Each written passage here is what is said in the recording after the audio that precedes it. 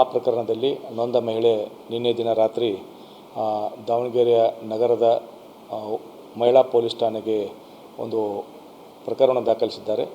ನೊಂದ ಮಹಿಳೆಯ ಪ್ರಕರಣ ದೂರಿನ ಅನ್ವಯ ಪ್ರಕರಣವನ್ನು ಲೈಂಗಿಕ ದೌರ್ಜನ್ಯದ ಪ್ರಕರಣ ದಾಖಲಿಸಿಕೊಂಡು ನಮ್ಮ ಮಹಿಳಾ ಪೊಲೀಸ್ ಠಾಣೆ ಇನ್ಸ್ಪೆಕ್ಟರ್ ಮಂಜುನಾಥ್ರವರು ತನಿಖೆಯನ್ನು ವಹಿಸಿಕೊಂಡಿದ್ದಾರೆ. ತನಿಖೆಯನ್ನು ನಿಷ್ಪಕ್ಷಪಾತವಾಗಿ ಎಲ್ಲ ಆಯಾಮಗಳಿಂದ ತನಿಖೆ ಮಾಡಲು ಈಗಾಗಲೇ ಸೂಚನೆ ನೀಡಲಾಗಿದೆ. ಈ ಒಂದು ಪ್ರಕರಣದಲ್ಲಿ ತನಿಖೆಯನ್ನು ಈಗ ಕೈಗೊಳ್ಳಲಾಗಿದೆ. ಅದರ ಜೊತೆಗೆ ಇಂತಹ ಘಟನೆಗಳು ಮರುಕಳಿಸದಂತೆ ಈಗಾಗಲೇ ಮಾನ್ಯ IG ಸಾಹೇಬರ ನಿರ್ದೇಶನದಂತೆ ಹಾಗೂ ನಮ್ಮ ಹೆಚ್ಚುವರಿ ಪೊಲೀಸ್ ಅಧೀಕ್ಷಕರ ನೇತೃತ್ವದಲ್ಲಿ ದಾವಣಗೆರೆ ಜಿಲ್ಲೆಯಾದ್ಯಂತ ಇರತಕ್ಕಂಥ ಎಲ್ಲ ಜಿಮ್ಗಳಿಗೆ ಕೂಡ ನಮ್ಮ ಸಿಬ್ಬಂದಿಗಳು, ಮಹಿಳಾ ಸಿಬ್ಬಂದಿಗಳನ್ನು ಒಳಗೊಂಡಂತೆ ತಂಡವಾಗಿ ಎಲ್ಲ ಜಿಮ್ಗಳಿಗೆ ಭೇಟಿ ನೀಡಿ ಅಲ್ಲಿ ವ್ಯಾಯಾಮಕ್ಕೆ ಬರ್ತಕ್ಕಂಥ ಎಲ್ಲ ಮಹಿಳೆಯರ ಸುರಕ್ಷತಾ ದೃಷ್ಟಿಯಿಂದ ಕೈಗೊಳ್ಳಬೇಕಾದ ಮುಂಜಾಗ್ರತಾ ಕ್ರಮಗಳ ಬಗ್ಗೆ ಸೂಕ್ತ ಸಲಹೆ ಸೂಚನೆಗಳನ್ನು ಕೂಡ ನೀಡಲಾಗಿದೆ ಮತ್ತು ಅಲ್ಲಿ ಜಿಮ್ಗಳಿಗೆ ಭೇಟಿ ನೀಡಿ ಕೈಗೊಳ್ಳಬೇಕಾದ ಕ್ರಮಗಳ ಬಗ್ಗೆ ಕೂಡ ಚರ್ಚಿಸಲಾಗಿದೆ. ಅದೇ ವಿಚಾರವಾಗಿ ಈ ದಿನ ದಾವಣಗೆರೆಯ ಜಿಲ್ಲೆಯಾದ್ಯಂತ ಇರತಕ್ಕಂಥ ಎಲ್ಲ ಜಿಮ್ ಓನರ್ಸ್ಗಳ ಒಂದು ಮೀಟಿಂಗನ್ನು ಕೂಡ ನಾನೀಗ ಕರೆದಿದ್ದೇನೆ.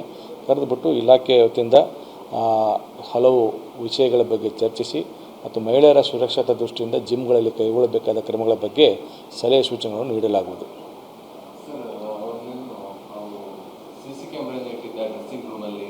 ಅದಕ್ಕೆ ಸಂಬಂಧಪಟ್ಟಂತೆ ತನಿಖೆಯಲ್ಲೆಲ್ಲ ಬರುತ್ತೆ. ಏನೇನಾಗಿದೆ ಅಂತ ಬಿಟ್ಟೇಳಿ ಈ ಹಂತದಲ್ಲಿ ನಾನು ಯಾವುದೇ ರೀತಿಯ ಒಂದು ಇದನ್ನು ಹೇಳೋಕ್ಕಾಗೋದಿಲ್ಲ. ತನಿಖೆಯಲ್ಲಿ ಎಲ್ಲ ಆಯಾಮಗಳಿಂದ ತನಿಖೆಯನ್ನು ಕೈಗೊಳ್ತೀವಿ.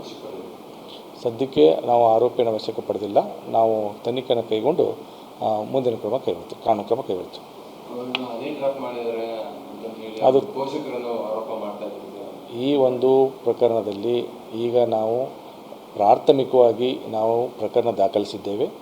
ತನಿಖೆ ನಂತರ ಎಲ್ಲ ಆಯಾಮಗಳನ್ನು ತನಿಖೆ ಮಾಡಿ ಏನಾಗಿದೆ ಅಂತ ಬಿಟ್ಟು ತಮ್ಮ ಮುಂದೆ ಹೇಳಲಾಗುವುದು. ಆ ಪ್ರಕರಣದಲ್ಲಿ ನೊಂದ ಮಹಿಳೆ ನಿನ್ನೆ ದಿನ ರಾತ್ರಿ ದಾವಣಗೆರೆಯ ನಗರದ ಮಹಿಳಾ ಪೊಲೀಸ್ ಠಾಣೆಗೆ ಒಂದು ಪ್ರಕರಣ ದಾಖಲಿಸಿದ್ದಾರೆ. ನೊಂದ ಮಹಿಳೆಯ ಪ್ರಕರಣ ದೂರಿನ ಅನ್ವಯ ಪ್ರಕರಣವನ್ನು ಲೈಂಗಿಕ ದೌರ್ಜನ್ಯದ ಪ್ರಕರಣ ದಾಖಲಿಸಿಕೊಂಡು ನಮ್ಮ ಮಹಿಳಾ ಪೊಲೀಸ್ ಠಾಣೆ ಇನ್ಸ್ಪೆಕ್ಟರ್ ಮಂಜುನಾಥ್ರವರು ತನಿಖೆಯನ್ನು ವಹಿಸಿಕೊಂಡಿದ್ದಾರೆ. ತನಿಖೆಯನ್ನು ನಿಷ್ಪಕ್ಷಪಾತವಾಗಿ ಎಲ್ಲ ಆಯಾಮಗಳಿಂದ ತನಿಖೆ ಮಾಡಲು ಈಗಾಗಲೇ ಸೂಚನೆ ನೀಡಲಾಗಿದೆ. ಈ ಒಂದು ಪ್ರಕರಣದಲ್ಲಿ ತನಿಖೆಯನ್ನು ಈಗ ಕೈಗೊಳ್ಳಲಾಗಿದೆ. ಅದರ ಜೊತೆಗೆ ಇಂತಹ ಘಟನೆಗಳು ಮರುಕಳಿಸದಂತೆ ಈಗಾಗಲೇ ಮಾನ್ಯ